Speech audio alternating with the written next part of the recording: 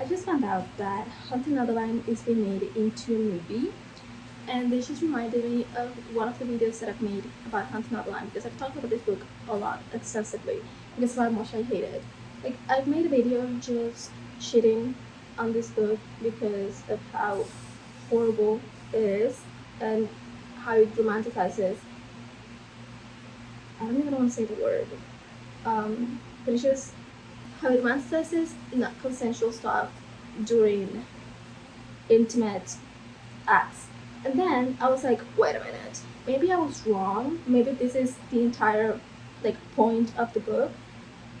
I actually don't think that's the entire point of the book anymore. Um, I think just I should have taken it at face value and not trying to find anything deeper or like that. But still, I'm gonna. This is the video of me trying to analyze the fucking book and trying to find a way to give it a pass because I just couldn't really comprehend that somebody would release something like this and people were romanticizing it. I just. The only follower that I have just commented on one of my videos about how they would like for me to read some of the passages that I found interesting in books. And shout out to them, first and foremost. Much love. But I thought, you know what? That is a good idea. But I've been debating which book I should talk about first. Like, there's plenty of books I highlight for various reasons. Sometimes I find it stupid, sometimes I find it interesting. And so I was thinking of talking about Haunting Adeline, which is a book I hate, despise, gave it 2 stars when I read it. I've talked about this book with my partner, with my family. Like, I made an entire video talking about it already, but it's very long. And I don't think I explained myself correctly because I was also doing my nails. So I should really stop multitasking when I'm talking about books. So I was like, you know what? Let's talk about it. Now that I'm looking at the highlights, I think I was a dumbass because I was very mad. I felt that the book was romanticizing very harmful and toxic behavior. I felt it was dangerous, and this is a conversation that is being discussed, like a topic that's being discussed in the community.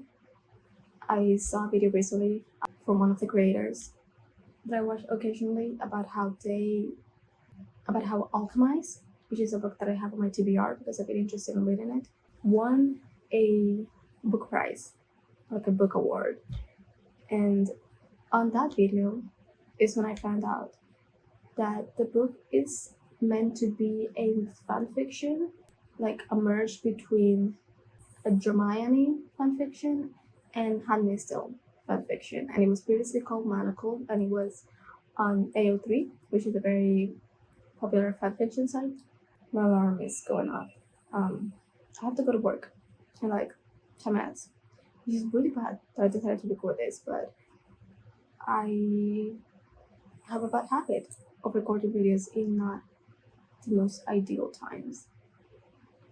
So I don't know how far am I gonna be able to get on this video, but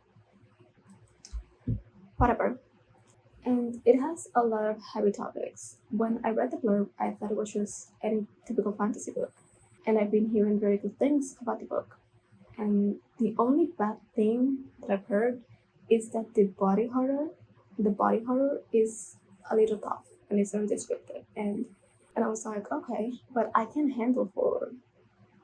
I don't know if I can handle body horror, but I'm pretty sure I can handle horror. And so that wasn't deterring me. But then I saw that video and I realized there is a lot of R-word scenes, and it's basically about Hermione being a handmaid for Draco, which is crazy. That whole sentence is just crazy. I'm also watching The Testaments, which I just found out is a book. So I added it to my TBR, but I haven't even read The Handmaid's Tale, and I actually haven't watched that series. But The Testaments I do like. Anyway, sorry for the tangent. I also saw another video of another creator that they were talking about how a book of like a French book has been banned because it promotes CSA. It's about a woman that wants to basically had a kid because she's interested in a guy that seems to be interested in kids, like babies, and it's multiple scenes of that. And nobody has read the book.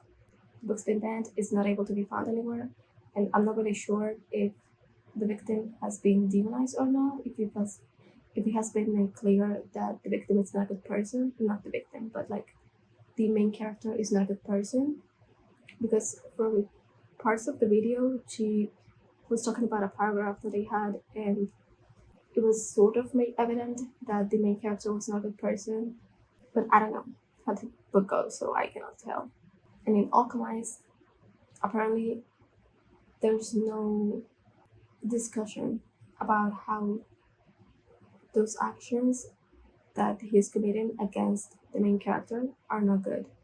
And they were talking about how it is not that they shouldn't be published or anything like that, but that they should probably, like, the author is responsible for the content that they produce, and they should be careful about how they produce certain content and certain ideals. And that's pretty much how I felt about Hunting Outline when I read it. I decided to read it because I'm not for Jubilee, but it had been popping up in my feed on Fable, and apparently it's because it went viral on TikTok. People were talking about how great it is, how they love Sade, how they want somebody as Sade as a boyfriend, how they would like a relationship like that. And I'm always down for a very good dark romance. To be honest, when I read the blurb, I've talked about this multiple times, I thought it was like a paranormal romance, like he was a demon or something. It is not. He's pretty much a human guy. But that goes to show how blurbs affect the perception that you have of a book, and that's the reason why you decide to read or not a book. And they also talk about how Alchemist has a blurb that doesn't necessarily explain what you're gonna get from that story, and that a lot of people got it because of the blurb, and then they were completely taken aback, and they even threw it in the trash because they just didn't like the book and they thought it was garbage. So I think that's actually a very good conversation to have as well. But in this particular case, I started reading it, and from the get-go, I was like, this is not making sense to me. If you haven't read it, basically, Hunting Adeline is about a guy that becomes obsessed with a writer and decides to start stalking her, and then they develop a relationship, and they fall in love, and yada yada yada. From like the first few pages, when you see the way that he became obsessed with her, to me, it doesn't make sense. He just saw her once and he was like, I love her. That's not how that works, dude. You cannot love someone just because you saw them. Like, you are attracted to them, you find them pretty, probably, like, but you cannot love them. And I think, of course, he's not all that right in the head. He sees her and he's like, I want her. It's like, okay, everybody can have that kink. He starts stalking her, which I don't have an issue with. Some people could talk about the romanticization of stalking, how dangerous it is, especially victims of stalking. Ironically, I didn't have an issue with that. So he starts stalking her, and the woman is an idiot. She knows she's an idiot. At one point, he is the first encounter that they have, like physical encounter that they have, where they see each other and they talk for the first time, because up until this point, he has just been a shadow at her house. I read yesterday. So he started stalking her, and she's just moved to this house that used to belong to her grandmother. It's a very old house, and she's there for inspiration. I think she writes like mystery novels or something like that. And the guy starts breaking into her house. He leaves glasses of scotch to let her know that he has been there. He leaves roses without the thorns, that he cut off the thorns so she doesn't prick herself with them, which people are taking as a romantic gesture. And I even saw a post about a woman that said their partner gifted them a rose like that, and it was so romantic because she has been talking about it, which in part it is romantic that your partner took notice and heard you, and that is a romantic gesture. The part about you liking the rose and seeing that as a romantic gesture in the book. At one point, she becomes, weirded out. Like, she realizes this is dangerous. The guy keeps breaking into her house. She calls the cops and files reports, and they disappear. They get deleted. Nobody knows what's happening to them. Every time she's gonna file a report, it turns out that the last report she filed is nowhere to be found. She at one point decides to go to her friend's house and stay with her for a couple of days, but then she goes back, which, bro, Adeline is not the smartest girl in the book. Actually, nobody in this book is smart, but she's not the smartest character. The way that she thinks, like, she just has to stay with her friend for a few days, and then she's like, you know what? No, I'm going back to my house because that is my house, and nobody's gonna run me off of my house. And like, you do know that a stalker is breaking into your house, and he has like plenty of access to you, and he can hurt you because you don't know exactly what he wants, and yet you're still gonna stay there because that is your house. I'm pretty sure she has plenty of money to move to another place. She could even stay at a hotel, and I'm not saying that would do anything, but at least she's trying. Like, she just gave up, and she's like, I'm going back to my house. At one point, she sells cameras and realizes that the guy hacked the cameras because he's a hacker, but she doesn't know that. But he hacked the cameras that she had installed. So she knows he's watching her at any moment. So not only can he break into her house, he's also watching her through cameras that she installed to keep safe from him. At one point, she's hooking up with a guy that she met at a club, and she brings him back to her house, and the stalker just has a fit, and he lures the guy outside, and the guy disappears. And a few days later, she gets the hands of the guy on a box, which means she probably killed the guy, cut off his hands, and shipped them to her to let her know nobody can touch you because you are mine. That is psychotic behavior, and despite all of that, she decides to stay at the house. Girl, you don't know if he's planning to kill you. You don't know how obsessed he is. Like, you're lucky that's not what he wants. But plenty of stalkers want that, so I don't know, maybe moving to another state would be ideal, but what do I know? I haven't ever been stalked. Well, I have, but not in that way. Like, at least I haven't feared for my life. I've just been stalked online. There's this particular highlight that I did that says, a creepy ass dude potentially has my nudes. Worse, he probably has video footage of me naked. I suppose it's not the worst thing in the world to happen. My body is fabulous. And I think this is the only quote of the book that I have no issue with, because you know what? Get a girl.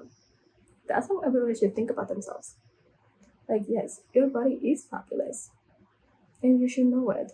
Basically, when she realized that the guy hacked into her security cameras and he's able to watch her, and apparently she has been taking nudes at her house, and the guy probably hacked her phone too, she doesn't know.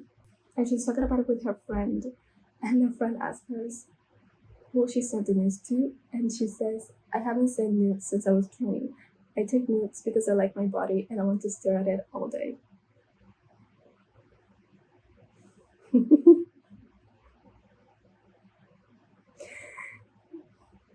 Yeah, I get it. I mean, I don't do that, but I get it. There's about 30% into the book.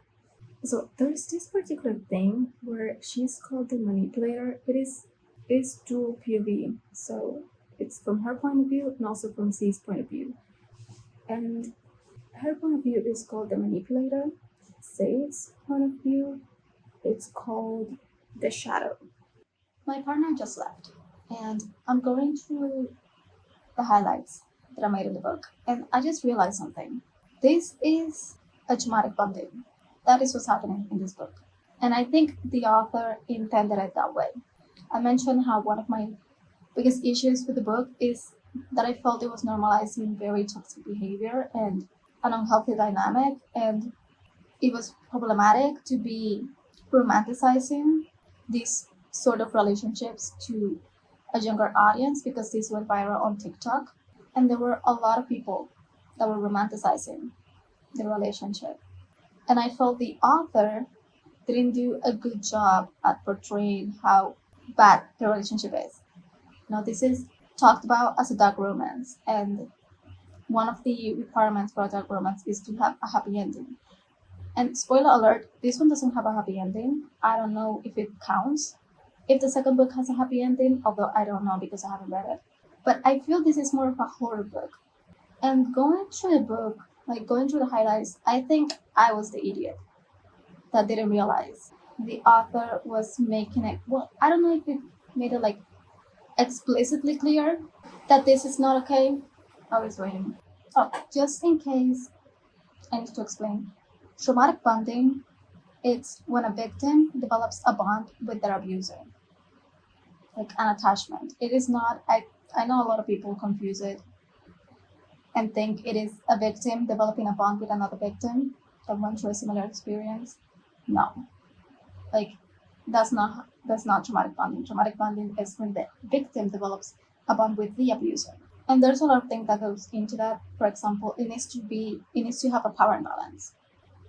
The abuser needs to be the one that is in control, and the victim needs to feel like they have no power over the over the situation, and feel like as if they cannot escape it. Which we do see happen in the book. As I explained, she tried several times to make reports, and they disappeared. She installed cameras, and he hacked them. He even hacked her phone, which is why I read the quote. And she's making a joke here, trying to minimize the situation. But she and her friend are talking about how he hacked into her security cameras, and he can text her from an untraceable number. Even her friend, which is a hacker, is not able to find him. It also includes intermittent rewards and punishment, which means that it changes from punishment to rewards, and she doesn't know when she's gonna get one or the other. Trauma bonding can include using fear, sexual feelings, excitement to basically rope someone in.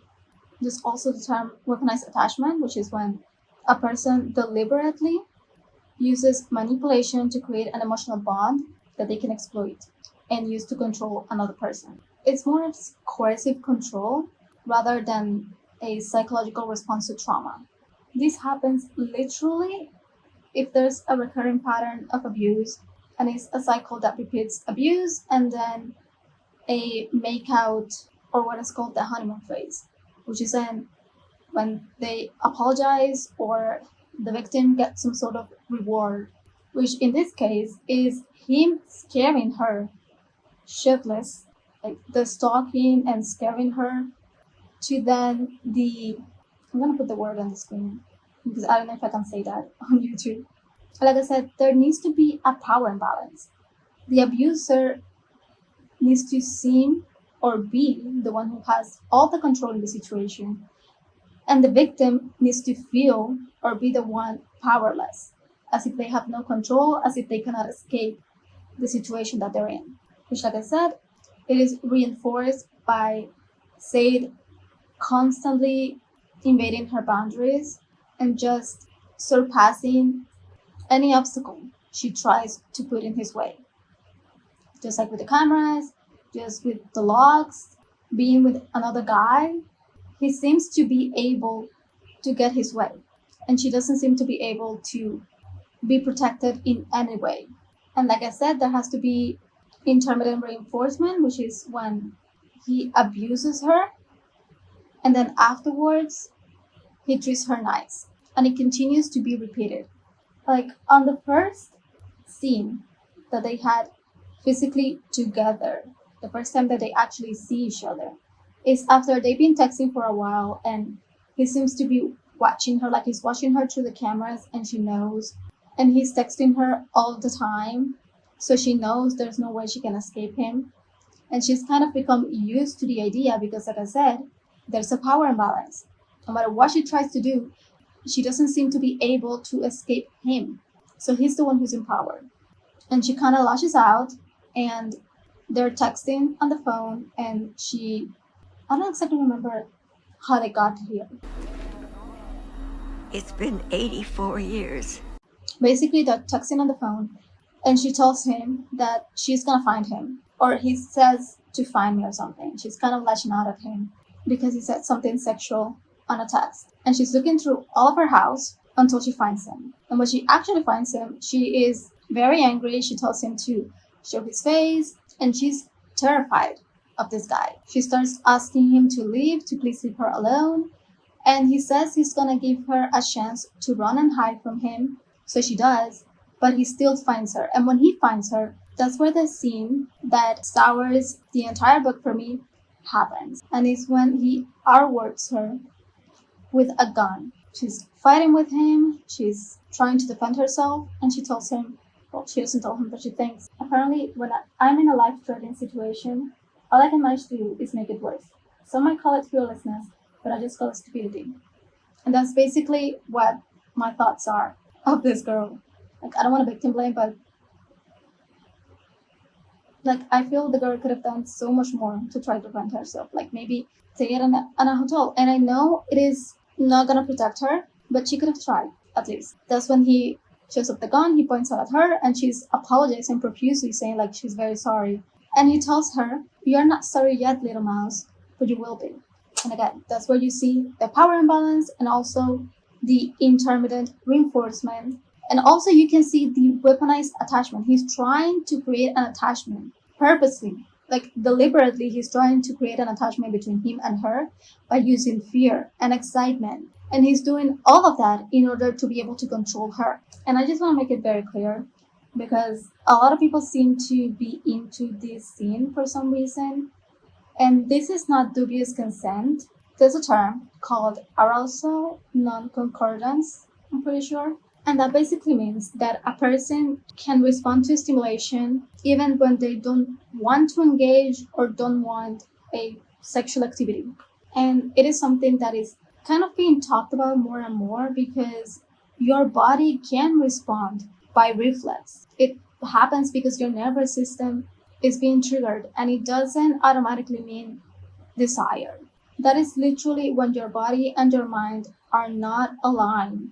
Arousal has different components, and it is also all regulated by the nervous system, and sometimes it is not aligned. Now, it could happen two different ways. Sometimes your body's turned on, but your mind isn't.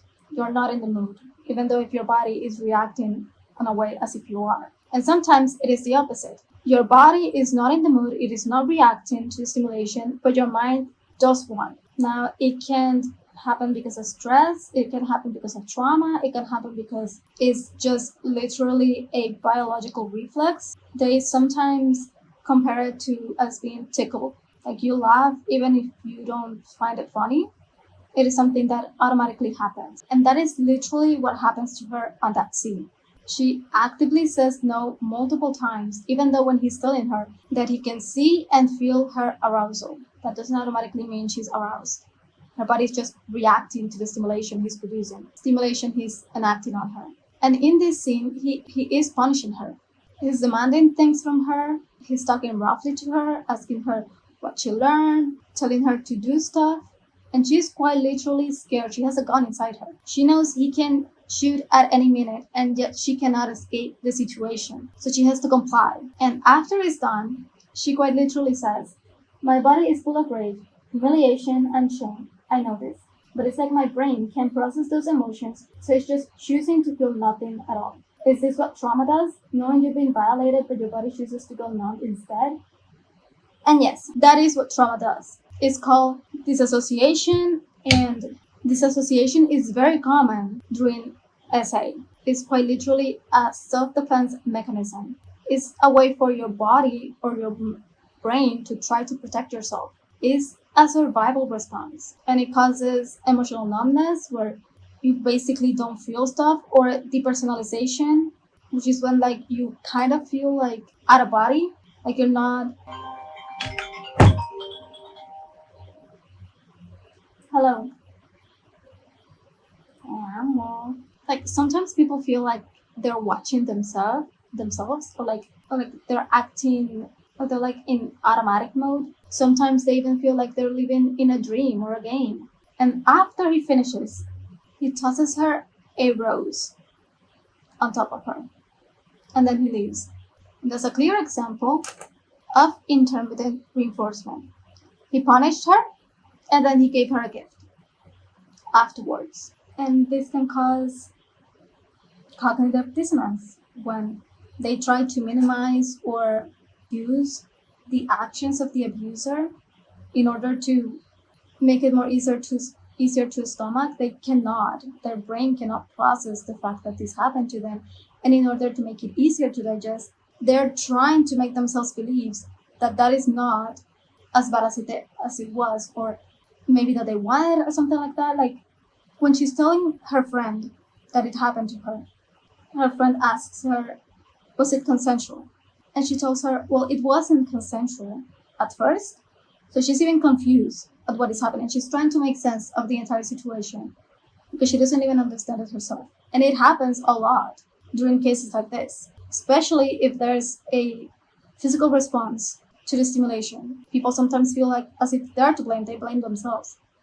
But like I said, sometimes they try to rationalize it, like, oh, maybe it wasn't that bad because my body didn't feel like it was bad, even though my mind was in a completely different space and thought process. And this is after the second time that it happened. Because after the gun incident, he broke into her house, went into her room, ate her out, and she's even more confused now. And initially, she fights against him, but then she gives up because she literally cannot escape him. She's not able to defend herself against him. And so it happens, and this could also be taken as intermittent reinforcement. He was threatening her before that happened, and then he gave her a reward. She tells Daya, you can judge me. And Daya just ignores the fact that she said it wasn't consensual at first. And she tells her, you egged him on in a text because you felt like a bad bitch, and then he broke in to make good on his promise, ate your ass up, and you freak out at first, but then ended up right in his face. And she agrees with her and tells her that she doesn't know what to do because he didn't hurt her, but he did. He definitely forced himself on me, but I would have let him go farther had he tried. I'm so fucking confused, and I feel dirty and wrong, but when it was happening, it felt. And her friend asks her, really good, amazing, out of this world. And she tells her all of the above. So her friend doesn't explain to him, hey, listen, this is wrong, or tries to support her or anything like that. She instead normalizes the behavior. Like Adeline tells her, I don't know what to feel. I didn't like it, but I did.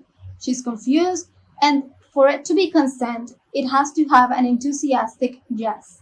There shouldn't be any confusion. So if there's any confusion, then it wasn't consent. And this toxic cycle keeps happening until she's used to the dynamic. And still her brain hasn't really processed what is happening. At one point, they're driving towards a party that he has with some politicians, and they're talking, and he's driving, and he looks at him and thinks, just because the sun is pretty doesn't mean it's not dangerous to stare at. So still, some part of her knows that this is not completely right, that he's not completely right. And I don't think I said this, but C is a hacker, and he has an entire company who actually works to save women and kids from human trafficking. His job is literally protecting women. And he's out here victimizing another, traumatizing another, abusing another. And he doesn't see anything wrong. He doesn't appear to find that wrong that he's doing it, even though he goes after people that do the exact same thing as him, only on a grander scale. And she even realizes, like a few sentences after she thinks about the son, she tells him, how can you work to save women while actively stalking another? And he answers, I've never stalked anyone before you. Not outside of my job, at least. Definitely not for romantic purposes. Again, this is not romantic. He's not in love with her. In fact, I have a simple photo that basically differentiates traumatic bonding from authentic love. and I'm gonna put it on the screen. Basically, on a trauma bond, it is explosive, intense from the start, fluctuates constantly, as we're seeing happening in A Haunted Madeline. In authentic love, it is a gradual progression towards greater intimacy. That's how it should happen. Like I said, you don't automatically see someone and think, I'm in love with them or I love them. You probably think, oh, I'm attracted to them. I want to get to know them better. And as you get to know them better, your attraction intensifies until it becomes love. In a trauma bond, it's more of, I need you, I'm addicted to you. Whereas in authentic love, it is, I see you, I hear you, I understand you, like I get you, and I care about it. One is more intense than the other. One is more obsessive than the other. In a trauma bond, it is chaotic, unpredictable, a roller coaster of emotions. As we've seen happening on Haunted Madeline, she doesn't even know how to feel. Whereas in authentic love, it is predictable, it is safe, there's mutual trust, and the words align with actions. Like he says multiple times, I love you, I'm gonna protect you, while he's one of the people that are pushing her boundaries, which is not protecting. This is protecting her from other people, but not from him. In a trauma bond, it is emotionally phobic, but highly sexual. And that's the biggest element on the dynamic in the relationship, is the sex. In authentic love, it is about being more emotionally vulnerable and open to communication. Like, you talk about things. Like, yes, there's sex, but you have a deeper connection with the person. He doesn't seem to respect her when she tells him no. It's not that he doesn't seem, he literally doesn't respect her boundaries, the fact that she tells him no. Whatever he feels is the most important. Again, the power imbalance. He is the one who has control. She doesn't. In a trauma bond, dramatic power imbalance, the person perpetrating the abuse is in charge. Just as we see. He's the one who decides anything, not her. Whereas in authentic love, there's clear boundaries, independence. This seems to look a lot like IPV, which is intimate partner violence. Because a few sentences down from that, she says, I want to slap him, but the asshole would probably like it and then turn around and slap me back, and my dumbass self would probably like it too. I'm fucked in the head. The atmosphere has only worsened, and I can't tell if it's because I now know he's some vigilante saving children and women from evil people, or if it's because he confessed that he's only ever turned into a psycho for me. Still, both prospects have shifted the way I look at him. And in IPV, they try to minimize or rationalize the dynamic, and they blame themselves, and even they see the fear as love. And it includes stalking abuse. Like, stalking is included under IPV. By the end of the book, we see it even more clearly. Like, there is a scene in A House of Mirrors when they go to a Halloween festival, and she's running away from him, even though by this point they seem to have developed some sort of relationship. Like, they seem to have established some sort of relationship. I guess they're not officially together, but they go out together. She's still scared of him, but she doesn't seem to be fearing for her life, or at this point she knows him more. They've been spending a lot of time together. He has stayed over a few times at her house. He had explained some part of his life. So they're technically closer, you could say. But they still have that dynamic where he has the power. Like, the power imbalance hasn't changed. It is not fixed. And while she's running, she's thinking, I'm lost and trapped with a very dangerous man who is going to absolutely devastate me. I don't think I'm running from him anymore, but rather from the person I am going to be when he's finished with me. I was ready to give myself over to him when he emerged from my balcony doors and came to me with a heavy heart. The man put some type of spell on me because when he was hurting, all I wanted to do was make him feel better. Give myself over to him if that's what could help. But I know that I would have woken up the next day and hated myself. Because I would have slept with a stalker, a murderer, and a man who has forced himself on me on several occasions. I would have slept with a man who doesn't respect my boundaries, my personal space, or the word no. And I know without a shadow of a doubt That's exactly what's about to happen. How do I accept that? How do I toss away the moral compass that's been directing me my entire life? For a man that I should have loved, but I don't. I just don't. He's all those things, but he's also one of the most admirable men I have ever met. The devotion and passion he has for saving women and children stolen away from their homes and lives. He's doing something massive in the world and making an impact in a substantial way. I can even begin to put into words the way he makes me feel. He's such a fucking oxymoron, contradicting in the most agonizing ways. And despite my cracked moral compass, I feel safe with him, even now when fear is rewiring my brain. I stop running, panting heavily. Hopeless. That's what running from Sadie is. Fucking hopeless. And that basically summarizes it. Now, I don't know if that makes it better, knowing that this is not a romance and it's more like I knew it wasn't a romance, but being validated and having it be confirmed that it isn't a romance but a story about a traumatic bond, because I don't think people understood it.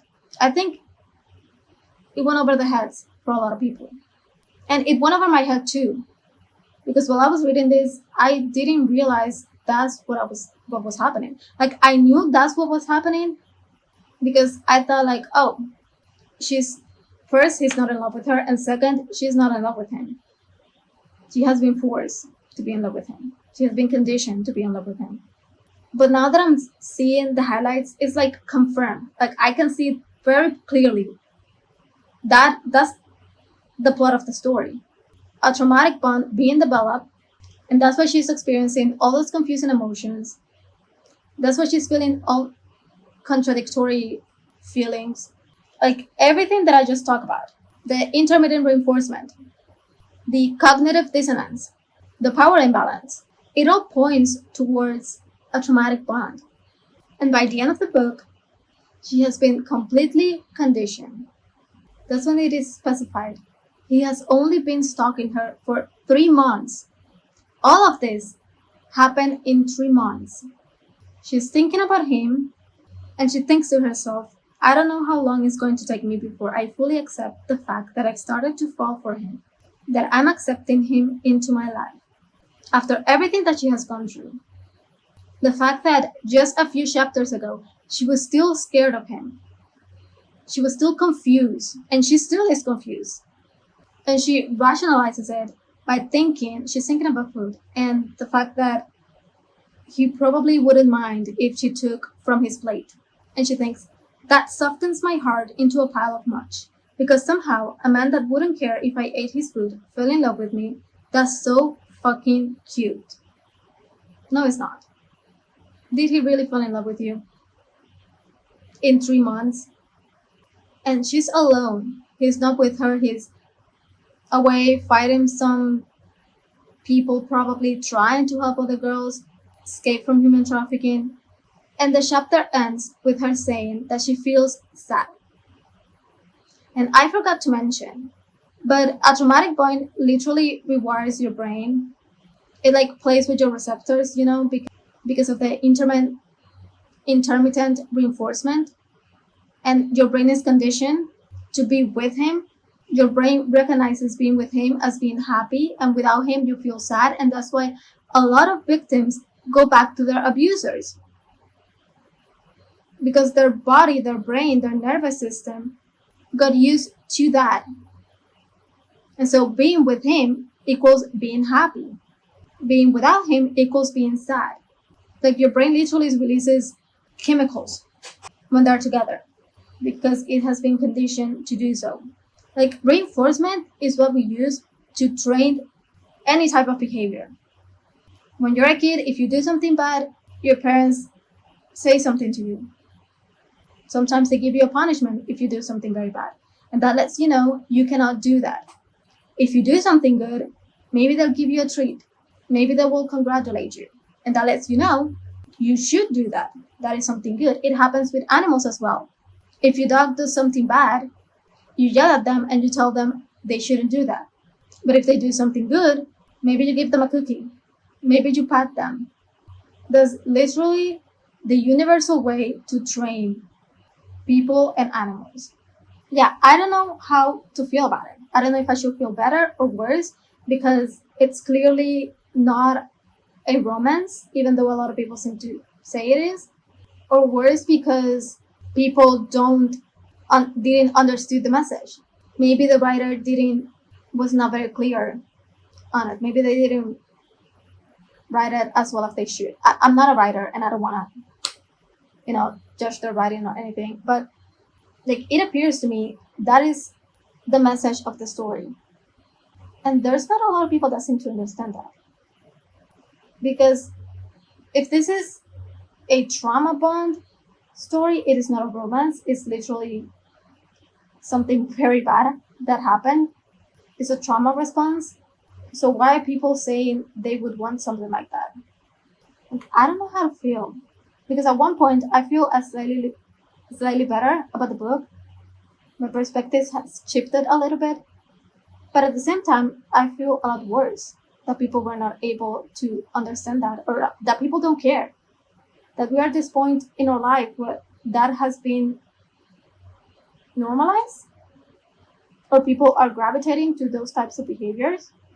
And I was literally reading a post on the domestic violence website, and they were talking about how a lot of media is normalizing this type of behaviors and relationships to the younger generation, and it's very harmful because this is what is showing them. This is what's conditioning them. A lot of these people have never been in a relationship, and this is the type of relationships that they're consuming and thinking that is okay and thinking that is romantic. This is very obsessive behavior, and a lot of people seem to want somebody obsessed with them. And that oftentimes is not healthy. It leads to a very dangerous dynamic. So I don't know. Yeah, I've been talking for a while. Editing this video is gonna be a mess.